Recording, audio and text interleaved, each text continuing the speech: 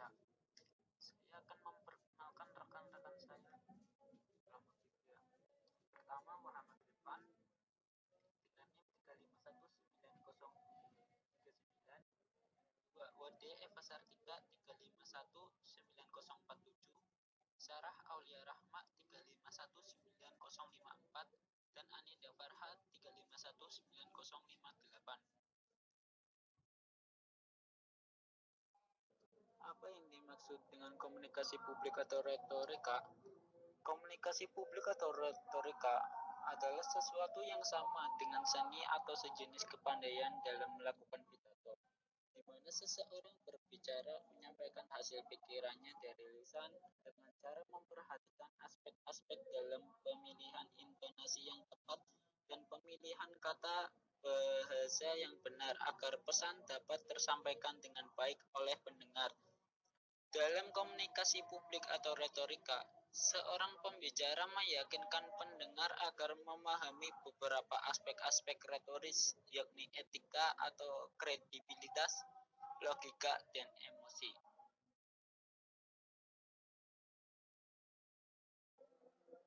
Hambatan dalam komunikasi publik atau retorika.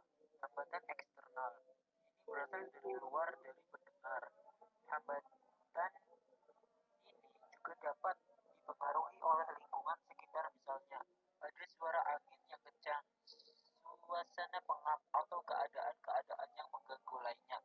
Hambatan internal merupakan sesuatu yang menghambat jalannya komunikasi publik yang disebabkan dari diri pendengar. Pendengar tersebut menjadi penghambat karena bisa kelelahan, tidak fokus, ataupun yang lainnya. Hambatan dari dalam diri pembicara.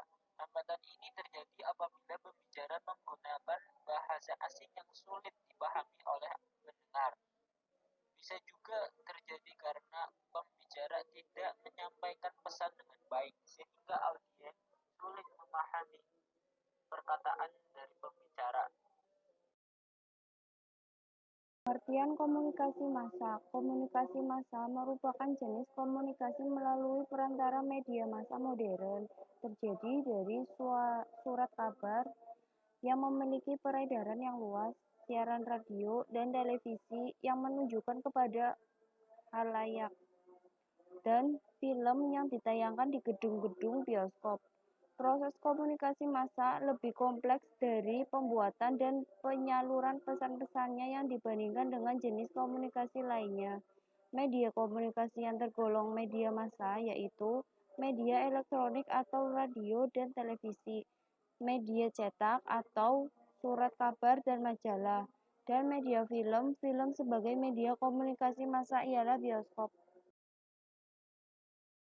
Menurut Ardianto Elvinaro, komunikasi massa memiliki karakteristik: 1. Komunikator terlembagakan. 2. Pesan bersifat umum dan terbuka. 3. Media massa menimbulkan keserempakan. 4. Lebih mengutamakan isi daripada hubungan. 5. Bersifat satu arah. 6. Stimulasi alat indera terbatas. 7. Umpan balik tertunda dan tidak langsung. Menurut Dominic, komunikasi massa memiliki beberapa fungsi, yaitu 1. Pengawasan. Pengawasan dibagi menjadi 2, pengawasan perintangan dan pengawasan instrumental. 2. Interpretasi. 3. Pertalian. 4. Sosialisasi. 5. Hiburan. Hambatan dalam komunikasi massa. Setiap kegiatan komunikasi, apakah komunikasi antar persona, komunikasi kelompok, komunikasi media, dan komunikasi massa, sudah dapat dipastikan akan menghadapi berbagai hambatan. Hambatan dalam kegiatan komunikasi apapun tentu akan mempengaruhi efektivitas proses komunikasi tersebut. Pada komunikasi massa, jenis hambatannya relatif lebih kompleks sejalan dengan kompleksitas komponen komunikasi massa. Setiap komunikator selalu menginginkan komunikasi yang dilakukan dapat mencapai tujuan. Oleh karenanya, seorang komunikator perlu memahami setiap jenis hambatan komunikasi agar dapat mengantisipasi hambatan. Hambatan psikologis 1. Perbedaan kepentingan atau interest. Kepentingan akan membuat seseorang selektif dalam menanggapi atau menghayati pesan.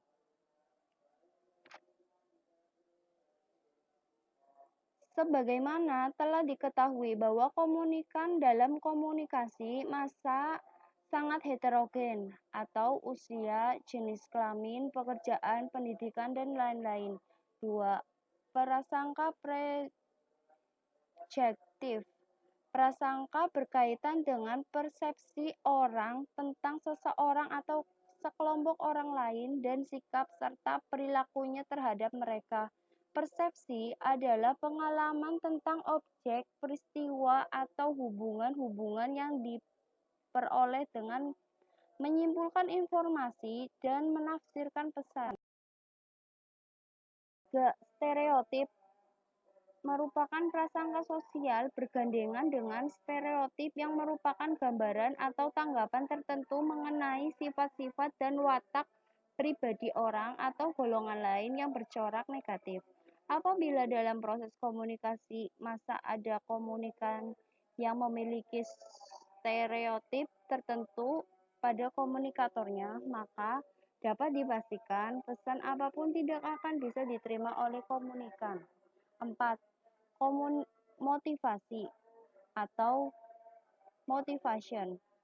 Semua tingkah laku manusia pada hakikatnya mempunyai motif tertentu. Motif merupakan suatu pengertian yang melingkupi semua pergerakan alasan-alasan atau dorongan-dorongan dalam diri manusia yang menyebabkan manusia